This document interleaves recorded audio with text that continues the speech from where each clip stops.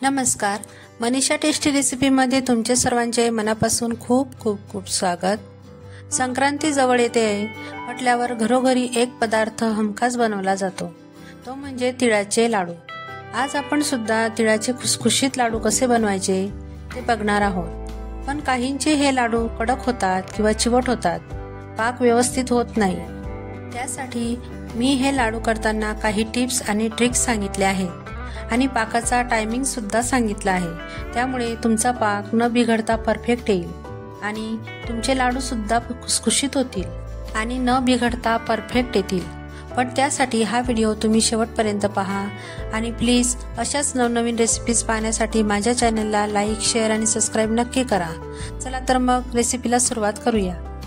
आता प्रथम आपण लाडू करण्यासाठीचे साहित्य बघणार आहोत। तर इथं मी 1 वाटी पांढरे तीळ घेतलेले आहे। तर इथं मी गावरान तीळ घेतलेले आहे। गावरान तिळाचे लाडू खूप छान लागतात टेस्टला। आणि इथं ज्या वाटीने मी तीळ घेतलेले आहे त्याच वाटीने पाऊण वाटी गूळ घेतलेला आहे। गूळ मी इथं बारीक चिरून घेतलेला आहे, शक्यतो गूळ बारीक चिरूनच घ्यायचा। छोटी वाटीने अर्धी वाटी शेंगदाणे घेतलेले आहे आणि ज्या वाटीने आपण तीळ घेतलेले आहे ती पाव वाटी शेंगदाणे आहेत। हे तुम्ही शेंगदाण्याचं प्रमाण कमी जास्त करू शकता, फक्त शेंगदाणे आपल्याला तिळाच्या प्रमाणापेक्षा कमीच घ्यायचे। नंतर अर्धा छोटा चमचा वेलची पावडर घेतलेली आहे, 2 चमचे साजूक तूप घेतलेले आहे आणि एक छोटी अर्धी वाटी पाणी घेतलेले आहे। मी ज्या वाटीने तीळ घेतलेले आहे त्याच वाटीने आता हे प्रमाण आपलं मोजून झालेलं आहे। आता आपण साहित्य बघितलं, आता आपण तीळ आणि शेंगदाणे भाजून घेणार आहोत। तर त्यासाठी इथं मी गॅसवर कढई गरम करायला घेतलेली आहे। मंद आचेवर आपल्याला कढई गरम करून घ्यायची आहे आणि त्यामध्ये तीळ टाकून घ्यायचं आहे।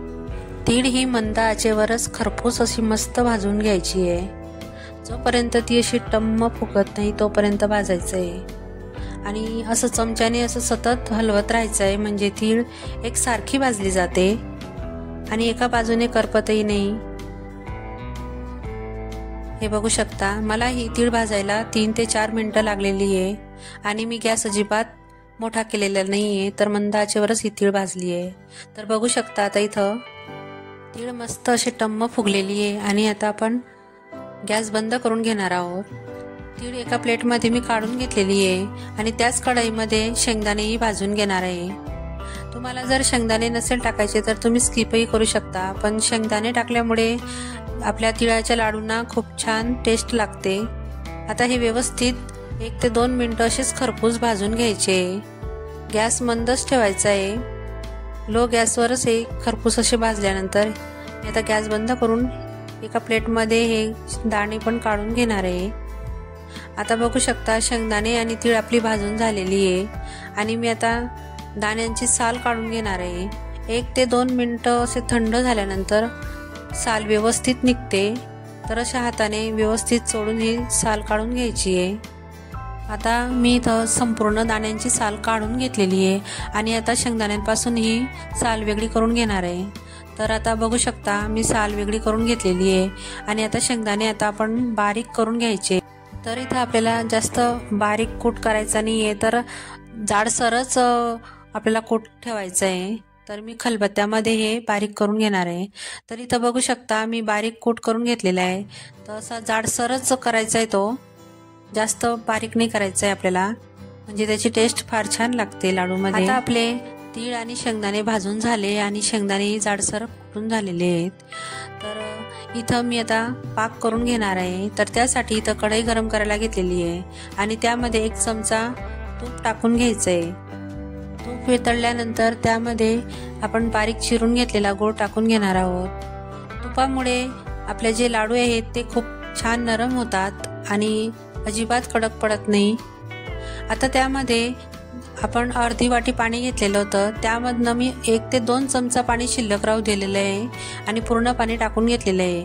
आता हे व्यवस्थित मिक्स करून घ्यायचं आहे आणि असं ढवळत राहायचं आहे गुळाला, म्हणजे जो आपला पाक आहे तो लवकर तयार होतो।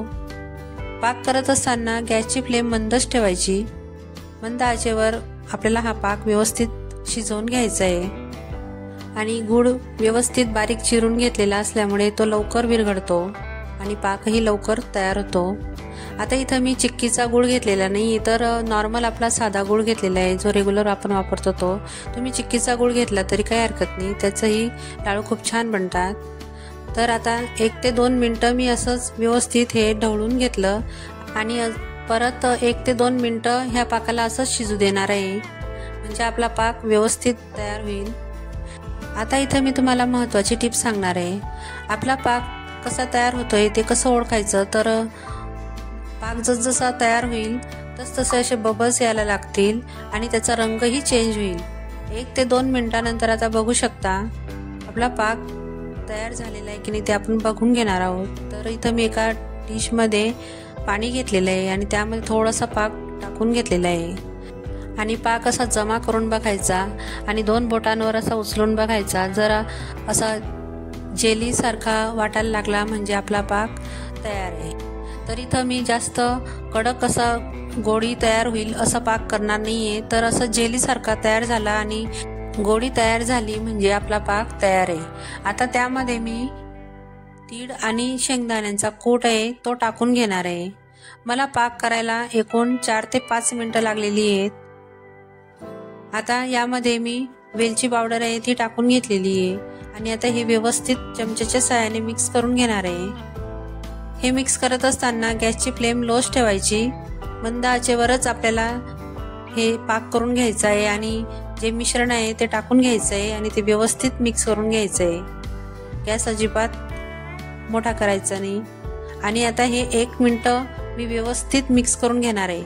आपण पाक कडक केलेला नव्हता, त्यामुळे 1 ते 2 मिनिटं असंच हे व्यवस्थित मिक्स करून घ्यायचं आहे आणि असं चमच्याच्या साहाय्याने व्यवस्थित हे परतत राहायचं आहे.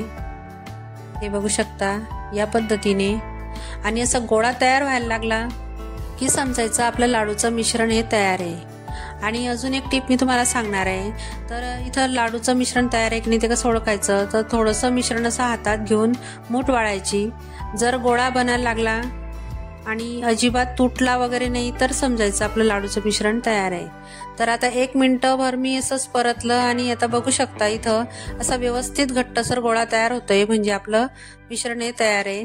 आता मी हे गॅस बंद करून बाजूला ठेवून घेणार आहे आणि एक वाफ आपल्याला याची थोडी काढून घ्यायची आहे. तर त्यासाठी परत मी 1 वेळा असं हे परतून घेणार आहे.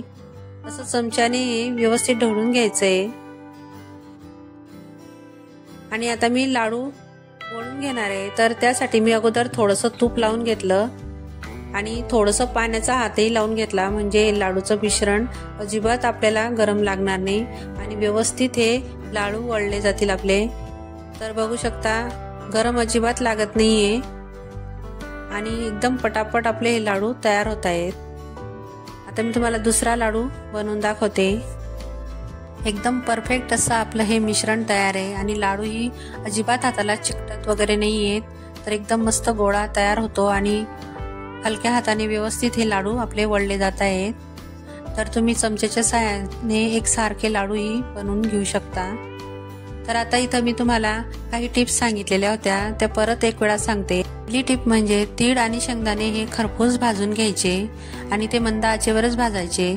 नंतर पाक करत असताना गूळ आपल्याला बारीक चिरून घ्यायचा. गूळ कुठलाही घेतला तरी चालेल आणि पाक करत असताना त्यामध्ये 1 ते 2 चमचा अगोदर तूप टाकून घ्यायचं. त्यामुळे लाडू नरम होतात आणि अजिबात चिवट वगैरे किंवा कडक होत नाही. आणि पाक हा आपल्याला 3 ते 4 मिनिटं व्यवस्थित शिजवून घ्यायचा आहे आणि जेलीसारखी गोळी तयार झाली म्हणजे त्यामध्ये मिश्रण टाकून घ्यायचं. परत 1 ते 2 मिनिटं हे मिश्रण व्यवस्थित मिक्स करत राहायचं. घट्ट गोळा तयार झाला म्हणजे गॅस बंद करून घ्यायचा. आता आपल्या लाडू हे व्यवस्थित वळले गेलेले आहेत. तर इथं बघू शकता एक लाडू किती छान दिसतोय आणि किती गोलाकार आलेला आहे. तर असे सुरेख असे आपले खुसखुशीत लाडू तयार आहेत. तुम्ही 1 वेळा मी सांगितलेल्या टिप्स वापरून आणि पद्धतीनुसार तुम्ही एक लाडू करून बघा. तुमचेही लाडू खूप छान खुसखुशीत असे होतील आणि महिनाभर असेच टिकून राहतील. जोपर्यंत शेवटचा लाडू संपत नाही तोपर्यंत अजिबात कडक वगैरे पडणार नाही. 1 वेळा नक्की ट्राय करून बघा आणि मला कमेंट करून नक्की सांगा. तर तुम्हाला ही माझी रेसिपी कशी वाटली ते मला कमेंट करून नक्की सांगा आणि आवडल्यास लाईक करा, शेअर करा आणि सबस्क्राईबही नक्की करा. चला तर मग पुन्हा भेटूया अशाच एक नवीन रेसिपी सोबत. तोपर्यंत मस्त खा आणि स्वस्त राहा.